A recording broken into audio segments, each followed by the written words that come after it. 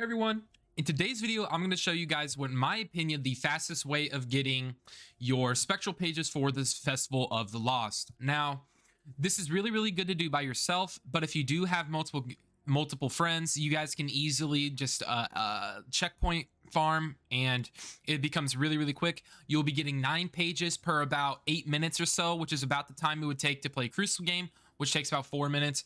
All you need to do is be pretty quick and you can easily get it done. So I would run some kind of weapons for movement and some kind of big DPS. I picked Gallarhorn here and just some ad clear, and it's pretty straightforward. It's pretty easy to do, and you will get 9 pages and decent amount of candy as well. So you can kind of kill 2 birds with 1 stone here.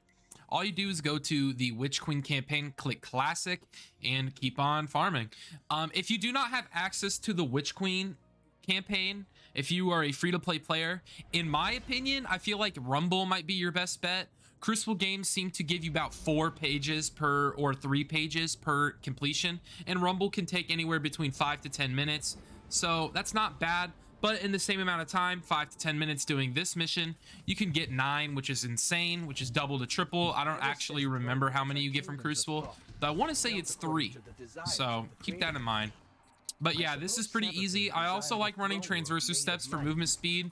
There's nothing in here that is like super hard to kill or anything like that, so I'm not really worried about using my heavy ammo and whatnot. I'm really just trying to focus up on my speed here. As you can see, I destroyed the knight. Just gonna hit that. Let's kill a few more ads there, and they are not hurting me at all, and I only have about 7 resilience. I don't know if I mentioned this before, but if you are doing this, make sure you do actually have a Festival of the Lost helmet on or a mask. If you do not have the mask, you are not going to get pages. So keep that in mind. Just going to throw a fusion nade on there. That should wipe them out. That's going to be locked. And we're going to run over here. You could run even Eager Edge for a big majority of these if you really wanted to. Eager Edge, you're gonna get really good movement speed there. I decided to just keep Gallarhorn on, just keep it simple, keep it easy. I'm trying to show you what a more of a semi-fast run is. I'm not really going too hard in for speed, but eventually you'll know these paths, you'll know how to do these, and you'll be absolutely speeding through these. So that is very nice. And down there you can see where we need to go. This is probably the hardest thing to learn, is the path here that I take, or that you are supposed to take. It took me a little bit of time to really remember where to go, but once you figure it out, it's really not bad at all. So there is that to keep in mind. This next part is kind of where I like to say I mess up a little bit right here. But you can actually kind of, I want to say, cheese this. Normally you need like the deep sight stuff, but if you know that you can jump on these lips, you can do this. I don't even know if this is the normal way of doing it or not. I'm just doing it this way because it's what it's what I remember doing. Oh no.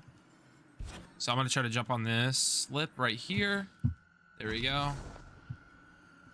There's a way of doing it to get a little higher, which I kind of got. There we go. There's more higher lips that you can get, and it's a lot quicker. I took a pretty bad path there. So if you understand that little cheese path, then you can easily do it on Warlock. I don't know if you can on like Hunter. You might be able to do it on Titan. But again, we're getting some candy there. Very nice. I'm gonna keep the Wastelander shotgun out because lightweight frames boost your movement speed. Oh shoot, wrong way. Yeah, I'm just gonna Warlock skate around now that we're through. All right, I can't open my ghost here. Open my Sparrow. There are spots where you can. Got some heavy ammo that's gonna come in handy very soon. And by very soon, I mean at the end. You only need about 4 rockets in total. The rest of the mobs really don't take much effort to kill. So don't really worry about having heavy ammo for those.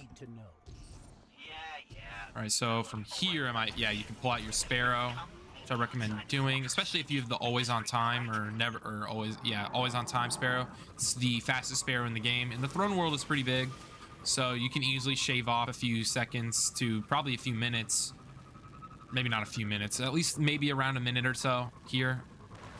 When I first did it, I did not do a Sparrow. You don't need that Sparrow either. You can run any Sparrow. But I did get more rocket ammo, so that gives me more to just fire. Is that more? No, I'm just seeing things. So now we're just going to stand on this. Your super also does not matter. The whole entire time I did this, I did not pop a single well. I'm just using it really for the fusion nades here. What you honestly could do, and I think is probably the best bet for you guys, is if you run arc subclass and an arc weapon, you can become amplified, and that'll give you a movement speed boost just to speed that up even faster. That's what I recommend, actually, and I think for future farming of this, that's exactly what I would do. So keep that in mind. This plate is not hard to capture, doesn't take very long. If you got decent ad clear weapons, you can easily clear them out. I'm not really worried about picking up the candy either. I don't really find it that important to grab. You don't get much with it.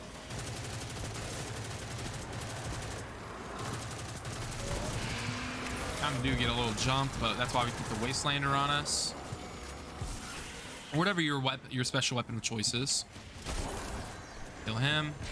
The gate now needs to open. It's going to take some time. You might be able to jump over it. Yeah, you can. All right, and then just pull out that ghost, pull the Sparrow out. And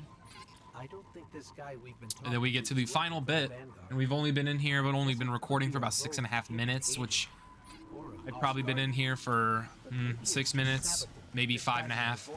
I'm gonna throw a fusion nade up there. I could just use a Gallarhorn shot, but I'm going to. I did not need to use one on him, let's be honest with ourselves. But I'm just gonna go around, kill the barrier guards. It takes one rocket most of the time. So there's that. It's 2. Where's that last one at? Right there. So that should kill him. It did. Now, last guy is the Hive Knight or Hive Wizard. 1 Gallarhorn and finish him. All the ads are going to despawn. After you kill all those guards as well. I killed 2 of them with 1 rocket. I'm just gonna pick up some candy while I wait for that ping. If you don't wait, you have to run back, and that can be a little tedious. So here, this is where you would exchange checkpoints with your friends. But again, even as a solo, you can easily do this by yourself with no effort. I did this, no effort, and it could have been even quicker if I ran certain things. And after we get to Finch, we are done. That's it. And you're going to get 9 spectral pages per run of this. Super easy to farm, super easy to do. Does not take much effort, and then you just leave the mission and do it all over again. So that is it for the farm, my friends. It is very, like I said, extremely easy to do. All you really need in order to get maximum speed, if you want to go for speed over anything, in my opinion, run an arc subclass for amplification. Run a movement exotic like Dune Marchers, Stompies, or Transversus Steps. You can run if you want to, you can even run an Eager Edge Sword for about half of the mission. I don't think you necessarily need that. So for me, this is all I'm gonna run. But thank you all very much for watching. I hope this helps you guys farm those spectral pages, and I will catch you guys in the next one.